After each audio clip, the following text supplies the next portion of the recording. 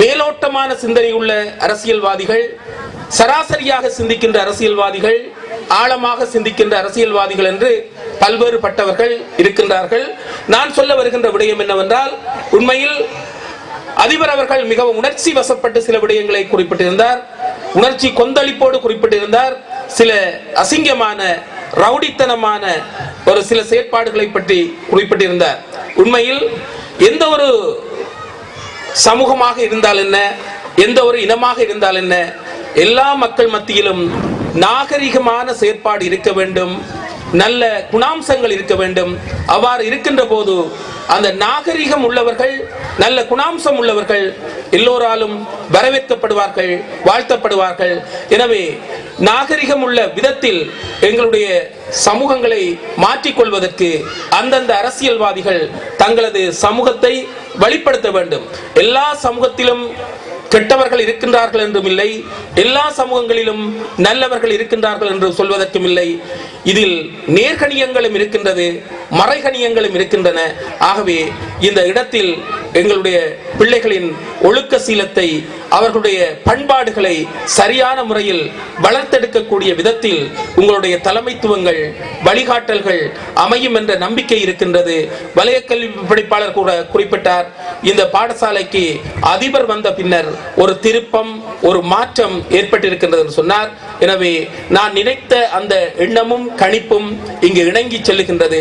பல்வேறுபட்ட தொல்லைகள் இருந்தாலும் அவற்றை ஆளுமை மூலமாக அறுத்தறிந்து இந்த பாடசாலையை வளர்த்தெடுக்க வேண்டும் என்கின்ற பற்றுறுதியோடு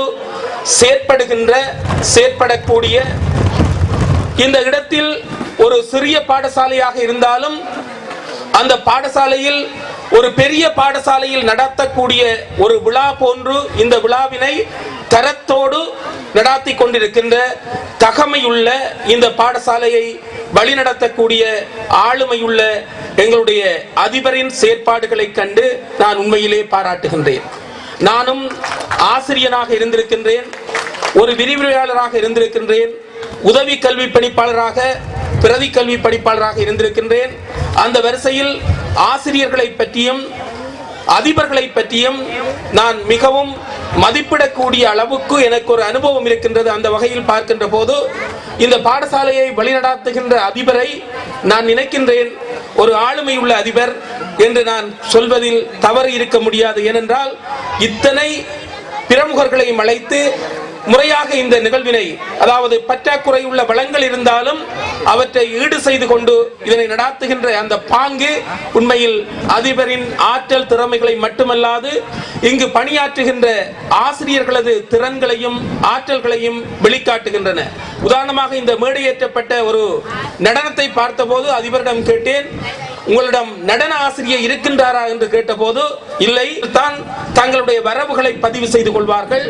ஆனால் வரையறை தாண்டியும் வந்து கஷ்ட பிரதேசம், அதிகஷ்ட பிரதேசம் என்றும் பார்க்காமல் அந்த இடங்களுக்கு வந்து தமது தமிழ் உறவுகளை வலுப்படுத்துகின்ற, பலப்படுத்துகின்ற அந்த மனப்பாங்கிற்காக எங்களுடைய கௌரவ அமைச்சர் மனோகணேசன் அவர்களை நான் இந்த இடத்தில் உளமாற பாராட்டுகின்றேன். அவர் மீது எனக்கு ஒரு மேலான ஒரு நம்பிக்கை இருக்கின்றது. ஒரு காலத்தில் ஒரு காட்டாட்சி நடந்தது, காட்டு தர்பார் நடந்தது, காட்டு சட்டங்கள் இருந்தன. அந்த வேளையில் ஃபைப்பாக்கள் பணத்தினால், பதவியினால், பயமுறுத்தலினால், பணயம் வைத்தலினால், படுகொலை செய்வதனால் மற்றவர்களை மிரட்டி அடிபணிய வைக்கின்ற ஒரு ஆட்சி முறை ஒன்று காணப்பட்டது. அந்த ஆட்சியின் போது எதிர்த்து நின்று வீரத்தோடு போராடிய சில அரசியல் பிரமுகர்களை பார்த்திருக்கின்றேன். அந்த பிரமுகர்களில் தமிழ் பிரமுகர் என்று கூறக்கூடியவர்கள் 2 பேரை குறிப்பிடலாம். ஒருவர் உயிரை மாய்த்து கொண்ட நடராஜா ரவிராஜ் அவர்கள், உயிரோடு இருக்கின்ற எங்களுடைய கௌரவ அமைச்சர் மனோகணேசன் அவர்கள். அந்த காலத்தில் எல்லோரும் பயந்து விட்டார்கள்.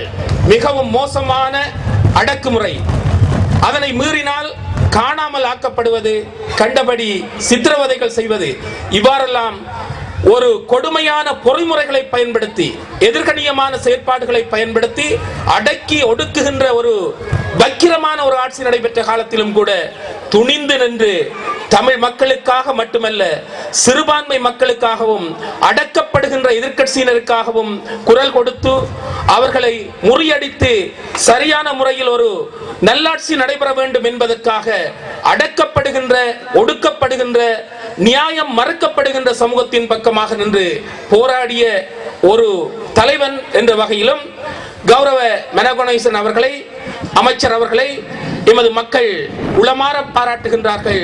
அதற்குரிய வீரியம், அதற்குரிய விவேகம், அதற்குரிய வேகம் உங்களிடம் இருக்கின்றது. எனவே இந்த வேகத்தை பயன்படுத்தி பாதிக்கப்படுகின்ற சிறுபான்மை மக்கள் எங்கிருந்தாலும், நலிவுற்று காணப்படுகின்ற மக்கள் எங்கிருந்தாலும் அவர்களுக்காக உங்களுடைய உதவிக்கரம் நிச்சயமாக கிடைக்கும் என்ற நம்பிக்கையில் நாங்கள் இருக்கின்றோம். இன்றைய நிலையிலும் கூட அவர் என்னிடம் குறிப்பிட்ட ஒரு விடயம், ஒரு ஆலோசனை குறிப்பிட்டார். தமிழ் தரப்பு சார்பான அமைச்சர்கள் இப்போது மந்திரி சபையில் இல்லாது இருக்கின்றபடியால் உங்களுக்கு பல பாதிப்புகள் இருப்பதற்கு வாய்ப்பு இருக்கின்றது. எனவே அடுத்த அரசாங்கத்திலாவது நீங்கள் அந்த வெற்றிடத்தை நிரப்பிக் கொள்ளணும் என்று குறிப்பிட்டார். ஆனால் நான் குறிப்பிட்ட விடயம் என்னவென்றால், எங்களுக்கு தேசிய பிரச்சனை என்ற ஒரு முக்கியமான பிரச்சனை இருக்கின்றது.